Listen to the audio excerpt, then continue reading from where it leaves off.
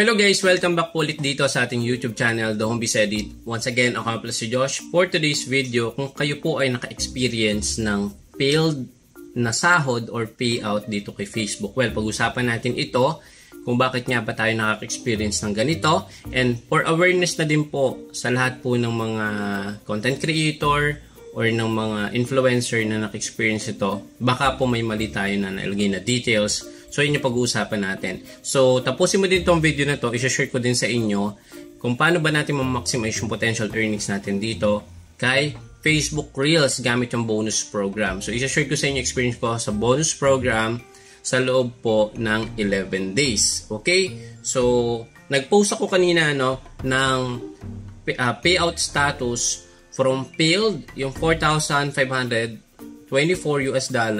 into paid status. Ibig sabihin guys, eto pwede natin tong i-appeal, but again, long process yung pag-appeal ng payout kay Facebook. So, kailangan natin mga necessary documents na magpo-provide tayo at isa-send natin sa Meta support team. So, sa 4,500, hindi po biro yung ganitong kalaki na earnings na posible natin guys ma-earn kay Facebook. Imagine sa 57 pesos, that's 258,000 pesos din. Kung hindi natin ito makukuha, so sayang. So, ang way dito is to appeal and to check kung tama ba yung mga details na na-input natin. Yung bangko ba is talaga nakaka-receive ng payout or talaga may problem sa pag-fill out nyo ng inyong payment details once nung kayo ay na-monetize na. So, huwag tayong maging excited sa pag-fill out ng mga settings ng ating payment kasi nga po baka may mamali tayo. So yung mga mali na yan, yung pag-uusapan natin. So punta tayo dito sa Chrome, sa browser. So dito in beginning of July 1, merong mga pagbabago sa payment or sa mga settings ni Facebook, especially sa fundraising, 'di ba? Hindi na available yung fundraising tools. If your payout was rejected, it may be because, number 1, some of all your banking details are missing or incorrect. So, double check nyo yung inyong mga bank details o yung mga name, account number, yung tawag dito, yung SWIFT code. So, dapat po tama po iyan. Kasi international payment po yan, manggagaling usually sa Singapore or sa Meta yung payment na yan. So, ngayon, kapag ang status ay naging paid yan, but again, yung paid status na yan, ito, katulad dito, ayan, yung paid status na to guys, ito, pag naging paid status, yung inyong sahod kay Facebook, it takes 5 to 7 business days pa bago ma-confirm or bago ma-approve ng bangko na ipapasok na doon sa inyong account number. So, it takes 5 to 7 or 1 week business days, not include weekend, tsaka po yung holiday. So, magbibilang pa kayo. Pag pumasok po ito, hindi po instant na ma-receive nyo kagad sa bangko. Ipaprocess pa po yan dito sa Philippines. Pero kung nasa USA kayo, mas mabilis talaga yung sahod kay Facebook. On that day, kapag na-fade na yung status, i-check nyo yung bangko nyo, possible, andun na yung laman. So, dito sa Philippines kasi, marami pang proseso. Kailangan pang i-process, kailangan pang i-double check kung tama yung info, kung tama ba yung bank details, kung sa iba talaga to. Dahil marami tayong mga law na sinusunod dito, di ba? Yung mga, I don't know kung ano yung mga terms doon, pero bawal kasing may pumasok na lang na unknown na payment galing sa international, sa mga bangko sa Philippines. So, search lang kung ano yung mga law na yan. So, yun yung pinagbabasihan kung bakit tumatagal yung pag-release ng sahod natin sa ating bangko. So, again, pag paid, it takes 5 to 7 business days. Okay? So, number 2, your bank does not accept payment in USD. So, make it sure, kung kayo po ay magli-link ng bangko, make it sure dapat itatanong nyo muna sa bangko or kung kayo ay mag-a-apply for savings account, double check it muna kung itong bangko nyo ay nakaka-receive ng international payment from international, di ba? So, from other country. So, make it sure, wag kayong magli-link ng inyong bangko na ginagamit nyo sa SSS o kaya sa Pag-ibig. Ayan, so hindi po talaga pwede yan. Failed ang status niyan. Okay, so sa mga nagtatanong naman kung pwede ba yung PayPal, yes, pwede yung PayPal, basta po yung PayPal nyo ay verified. Ibig sabihin, nakapag KYC kayo sa PayPal, nag-link kayo ng inyong card details or ng bangko. Medyo hindi ko siguro options kung ako ay papipiliin nyo, no, kung bangko ba o PayPal.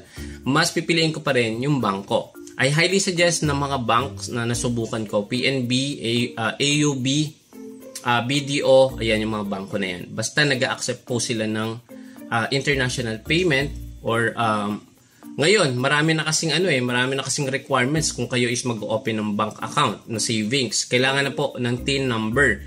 Before kasi, hindi kailangan. Ngayon, kailangan na. So, kung kayo po ay pupunta sa bangko at mag-apply kayo ng panibagong account or panibagong savings account, mag-ready na po kayo ng TIN number. So, merong YouTube tutorial kung paano kayo makapag-create or makapag-apply sa TIN number, no, sa BIR.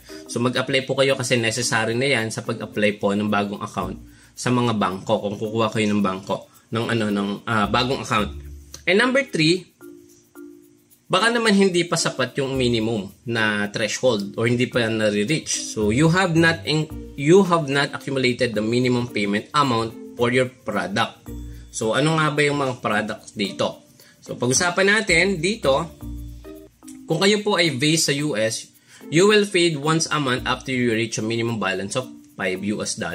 So, pwede na nga tayong pwede na tayong makakuha ng sahod kahit yung sahod natin ay $5, i-credit na kagad yan ni Meta.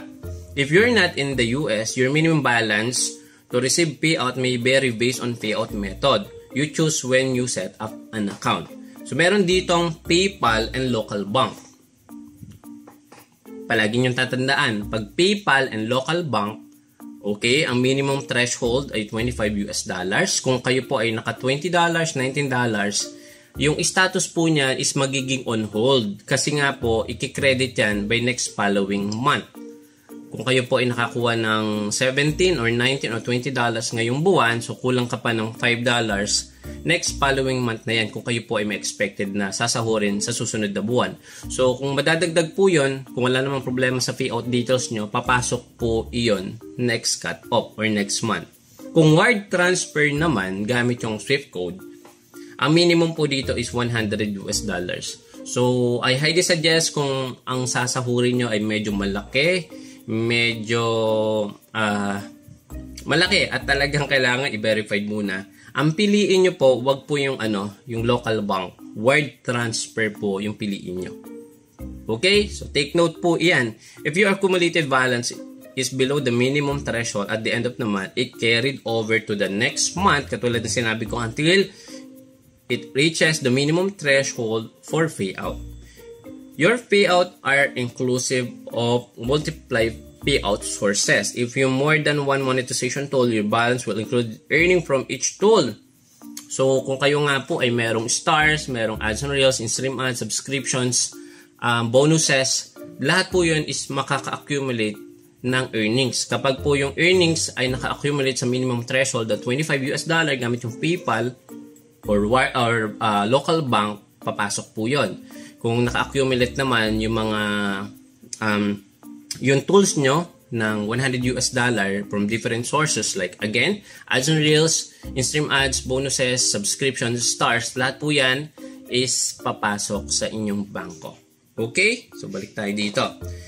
So if you receive notice of rejected payout, katulad nga po nito, nung nakita natin, eto, ayan, compiled yung status. Ano yung mga gagawin natin? Ano yung dapat natin gawin? Compiled yung status. Sabi dito, if you receive notice of rejected payout, update your payment information. And yun nga po yung sinasabi ko, i-appeal ninyo if you reach out your bank to verify that banking details are correct. So, dapat po natin i-check sa bangko kung tama ba yung spelling, tama ba yung account number, tama po ba yung SWIFT code na nakuha nyo or na-research nyo bago nyo i-set up inyong payout details. So, make it sure, i-double check nyo po yan palagi. Eto, if your rejected payout is from game developers, wala naman tayo neto, pwede nyo i-appeal dito. So, ilalagay ko na lang yung link dyan sa my descriptions. Ayan. So, pwede kayo mag-appeal gamit yung contact us. Ayan. So, login lang kayo ng Facebook nyo. So, kailangan nyo lang dito guys yung intermediary bank name, country of origin SWIFT code. Ayan. So, kailangan nyo yung i-send. sa inyong customer support or sa Meta support team. So, kailangan nyo po talagang i-appeal. Kung medyo malaki yan, so meron tayong na-guide niyan, medyo talagang ang haba lang ng proseso. So, it takes oras. Yung iba, week pa. Yung iba, buwan pa. Kung i-appeal natin. Okay? So, dahil nga po, nakaabot tayo sa video na to, isa-share ko lang sa inyo, i-maximize nyo yung earnings nyo, no? By using bonus program. So, punta tayo sa professional dashboard. And then, punta tayo dito sa monetization. So, i-share ko lang sa inyo, no? Yung 11 earnings ko dito sa bonuses program is $38 US. Nag-start ako dito mag-apply sa bonuses program. Ayan. Ayan, so meron akong $38.53 US. Kung i-divide natin yan sa 11 days. 38 divided by 11. So, meron ako na re-reach na 3.45 per day gamit yung bonus program. So, I suggest, no, kung kayo po ay may bonus program or invited na kayo, i-maximize nyo. Pwede kayong kumita gamit yung mga status na pinopost nyo dito sa inyong Facebook profile or pages. Imagine, ita-times natin yan sa 57 pesos. Ayan. $3 na lang times natin sa 57. So, nag-average yan 170 pesos per day. So, which is not bad. Pandagdag din yan ang earnings natin. So, makaka-accumulate tayo ng minimum threshold na pwede na tayong sumahod by next month. Diba? So, sayang din yan. So, yun lang guys. Medyo humaba yung ating video ngayon. And gusto ko lang i-share sa inyo, no, na kung kayo ay mayroong mga failed payout, huwag kayo mawala ng pag-asa. Pwede yung i-appeal, pwede yung ayusin. Kung talagang hindi nyo maayos, pwede nyo ako kontakin para mag-guide ko kayo, and then ako mismo yung mag-check kung paano yung gagawin natin doon. Yun lang guys, maraming salamat. Don't forget to subscribe, i-click nyo yung bell icon nandyan sa may baba. And then i-follow nyo ako sa official Facebook account, Jose Opo Molleda Jr. para pag may mga ganitong updated video, manonotify po kayo kaagad. Thank you so much. See you again sa next video. Bye-bye!